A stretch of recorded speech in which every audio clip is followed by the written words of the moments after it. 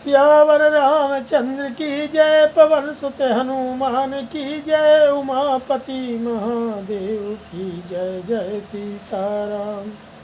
अरण्यकांड त्रयोदश सर्ग। अरण्यकांड के 13वें सर्ग में महर्षि अगस्त्य का श्री राम के प्रति अपनी प्रसन्नता प्रकट करके सीता की प्रशंसा करना, श्री राम के पूछने पर उन्हें पंचवटी में आश्रम बनाकर रहने का आदेश देना तथा श्री राम आदि का प्रस्थान करने का वर्णन है। कि राम प्रीतोषु भद्रम ते परितुष्टोष्मि लक्ष्मणो, अभिवादयितुं यन्मां प्राप्तौ स्तः स सीतया। श्री राम आपका कल्याण हो, मैं आप पर बहुत प्रसन्न हूँ। हे लक्ष्मण, मैं तुम पर भी बहुत संतुष्ट हूँ। आप दोनों भाई मुझे प्रणाम करने के लिए जो सीता के साथ यहाँ तक आए, इससे मुझे बड़ी प्रसन्नता हुई है। अध्वस्त्रमेण मां खेदो बाधते प्रचुरश्रमः, व्यक्तमुत्कंठिते वापि मैथिली जनकात्मजा। रास्ता चलने के परिश्रम से आप लोगों को बहुत थकावट हुई है। इसके कारण जो कष्ट हुआ है वह आप दोनों को पीड़ा दे रहा होगा। मिथिलेश कुमारी जानकी भी अपनी थकावट दूर करने के लिए अधिक उत्कंठित है। यह बात स्पष्ट ही जान पड़ती है। एका च सुकुमारी च खेदैश्चित्ता नाभिमानिता, राज्यदोषं वनं प्राप्ता भरत स्नेह प्रचोदिता। यह सुकुमारी है और इससे पहले इसे ऐसे दुखों का सामना नहीं करना पड़ा है। वन में वे अनेक प्रकार के कष्ट होते हैं, फिर भी यह पति प्रेम से प्रेरित होकर यहाँ आई है। यथैकारम ते राम इह सीता तथा गुरु, दुष्करम कृतवत्ते खा बने त्वाम विगच्छति। हे श्री राम, जिस प्रकार सीता का यहाँ मन लगे, जैसे भी यह प्रसन्न रहे, वही कार्य आप करें। वन में आपके साथ आकर इसने दुष्कर कार्य किया है। एका ही प्रकृति ही स्त्रीणामा सृष्टे रघुनंदनो, समास्तमनुरज्यन्ते विषमस्तम त्यजन्ति च। हे रघुनंदन, सृष्टि काल से लेकर अब तक स्त्रियों का प्रायः यही स्वभाव रहता आया है। यदि पति सम अवस्था में है, अर्थात धन धान्य से संपन्न स्वस्थ सुखी है, तब तो वे उसमें अनुराग रखती है। परंतु यदि वह विषम अवस्था में पड़ जाता है, दरिद्र एवं रोगी हो जाता है, तो उसे त्याग देती है। सतहृदानां लोलत्वं शस्त्राणां तीक्ष्णतां तथा, गरुणानिलयो शीघ्रमनुगच्छन्ति योषिता। स्त्रियां विद्युत की चपलता, शस्त्रों की तीक्ष्णता तथा गरुण एवं वायु की तीव्र गति का अनुसरण करती हैं। यम तु भवतो भार्या दोषैरेतैः विवर्जिता, शिलाभ्या चाभ्यपदेश्या यथा देवी अरुंधति।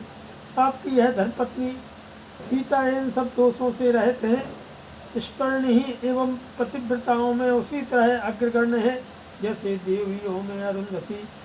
अलंकृतोऽयं देशश्च यत्र सौमित्रनाशो, वैदेह्या चानया राम बत्सती तमरिंदमो। हे शत्रुदमन श्री राम, आज से इस देश की शोभा बढ़ गई, जहाँ सुमित्रा कुमार लक्ष्मण और विदेह नंदिनी सीता के साथ आप निवास करेंगे। एवं अप्तस्तु मुनिना राघवा संयतांजलि, उवाच प्रसृतं वाक्यम ऋषिं दीप्तिमुवानलम्। मुनि के ऐसा कहने पर श्री रामचंद्र जी ने प्रज्वलित अग्नि के समान तेजस्वी और महर्षि से दोनों हाथ जोड़ करके यह विनय युक्त बात कही कि धन्योस्मि अनुगृहीतोस्मि यस्य मे मुनि पुंगवः, गुणैश्च भ्रातृभार्यश्चो गुरुर्नः परितुष्यति। भाई और पत्नी सहित जिसके मेरे गुणों से हमारे गुरुदेव मुनिवर अगस्त्य जी यदि संतुष्ट हो रहे हैं, तब तो मैं धन्य हूँ। मुझ पर मुनीश्वर का महान अनुग्रह है। किंतु व्यादिश में देशं शोधकं बहुकाननं, यत्राश्रम पदं कृत्वा वशेयं निरतः सुखं परंतु मुने अब आप मुझे ऐसा कोई स्थान बताइए जहाँ बहुत से वन हो, जल की भी सुविधा हो तथा जहाँ आश्रम बनाकर मैं सुखपूर्वक सानंद निवास कर सकूँ। ततो ब्रवीण मुनिश्रेष्ठः श्रुत्वा रामस्य भाषितं ध्वात्वा मुहूर्तं धर्मात्मा ततो वाच्यवचः शुभम्। श्री राम का यह कथन सुन करके मुनि से धर्मात्मा अगस्त ने 2 घड़ी तक कुछ सोच विचार किया। इसके बाद वे ऐसो वचन बोले कि तो दियोजने तात बहुमूल फलोदका देशो बहुमृगा श्रीमान पंचवट्याभिष्टुता। हे तात, यहाँ से 2 योजन की दूरी पर पंचवटी नाम से विख्यात एक बहुत ही सुंदर स्थान है, जहाँ बहुत से मृग रहते हैं तथा फल मूल और जल की अधिक सुविधा है। तत्र गत्वा श्रमपदं कृत्वा सौमित्रिणा सह रमस्व त्वं पितुर्वाक्यं यथोक्तमनुपालयन्। वहीं जाकर लक्ष्मण के साथ आप आश्रम बनाइए और पिता की यथोक्त आज्ञा का पालन करते हुए वहाँ सुखपूर्वक निवास कीजिए। विदितो हे कृद्वृत्तान्तो मम सर्वस्तवानघो तब सच्च प्रभावेन स्नेहादि दशरथस्य च। हृदयस्थं च ते छन्दो विख्यातं तपसा मया एवाशं प्रतिज्ञाय मया सह तपोवने। हे अनग, आपका और राजा दशरथ का यह सारा वृत्तांत मुझे अपनी तपस्या के प्रभाव से तथा आपके प्रति स्नेह होने के कारण अच्छी तरह विदित है। आपने तपोवन में मेरे साथ रहने की और वनवास का शेष समय यहीं बिताने की अभिलाषा प्रकट करके भी जो यहाँ से अन्यत्र रहने योग्य स्थान के विषय में मुझसे पूछा है, इसमें आपका हार्दिक अभिप्राय क्या है, यह मैंने अपने तपोबल से जान लिया है। आपने ऋषियों की रक्षा के लिए राक्षसों के वध की प्रतिज्ञा की है। इस प्रतिज्ञा का निर्वाह अन्यत्र रहने से ही हो सकता है, क्योंकि यहाँ राक्षसों का आना जाना नहीं होता।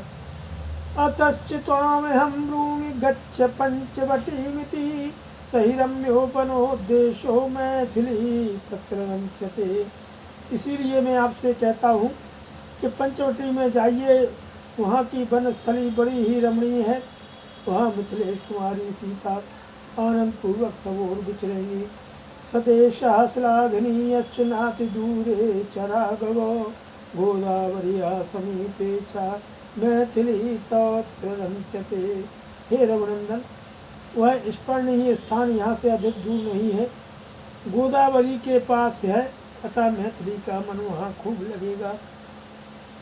राजमूल फलैश्चैव नानाद्विजगणैर्युतः विविक्तश्च महाबाहो पुण्यो रम्यसथैव च। हे महाबाहो, वह स्थान प्रचुर फल मूलों से संपन्न, भांति भांति के विहंगमों से सेवित, एकांत, पवित्र और रमणीय है। कि भवानपि सदाचारः सक्तश्च परिरक्षणे अपि चात्र वसन् रामो तापसान् पालयिष्यति। एतदालक्ष्यते वीरमधुकानां महावनम् उत्तरेणाश गन्तव्यं न्यग्रोधमपि गच्छता ततः स्थलमुपारुह्य पर्वतस्याभिदूरता। हे श्री राम, आप भी सदाचारी और ऋषियों की रक्षा करने में समर्थ हैं, अतः वहाँ रहकर अब तपस्वी मुनियों का पालन कीजिएगा। ख्याता पंचवटी तेव नित्य पुष्पित कानना। हे वीर, यह जो महुओं का विशाल वन दिखाई देता है, इसके उत्तर से होकर जाना चाहिए। उस मार्ग से जाते हुए आपको आगे एक बरगद का वृक्ष मिलेगा। उससे आगे कुछ दूर तक ऊंचा मैदान है। उसे पार करने के बाद एक पर्वत दिखाई देगा। उस पर्वत से थोड़ी ही दूर पर पंचवटी नाम से प्रसिद्ध सुंदर वन है, जो सदा फूलों से शोभित रहता है। अगस्त्येनैव मुक्तस्तु रामः सौमित्रिणा सह शतकृत्या मंत्रयामास तं ऋषिं सत्यवादिनं। महर्षि अगस्त्य के ऐसा कहने पर लक्ष्मण सह श्री राम ने उनका सत्कार करके उन सत्यवादी महर्षि से वहाँ जाने की आज्ञा मांगी। तौ तु तेनाभ्यनुज्ञातौ कृतपादाभिवन्दनौ तमाश्रमं पंचवटीं जगमतुः सहसीतया गृहीत चापौ तु नराधिपात्मजौ विशक्य तूणीशमरेशुकातरौ यथोपदिष्टेन तथा महर्षिणा प्रजग्मतुः पंचवटीं समाहितौ। उनकी आज्ञा पा करके उन दोनों भाइयों ने उनके चरणों की वंदना की और सीता के साथ वे पंचवटी नामक आश्रम की ओर चले। राजकुमार श्री राम और लक्ष्मण ने पीठ पर तर्कस बांध करके हाथ में धनुष लेकर के वे दोनों भाई सम्रांगणों में कातरता दिखाने वाले नहीं थे। वे दोनों बंधु महर्षि के बताए हुए मार्ग से बड़ी सावधानी के साथ पंचवटी की ओर प्रस्थित हुए। श्रीमद् रामायणे वाल्मीकि आदि काव्ये कांडे त्रयोदश सर्ग। सियावर रामचंद्र की जय, पवन सुत हनुमान की जय, उमापति महादेव की जय, रमापति रामचंद्र की जय। जय सीताराम।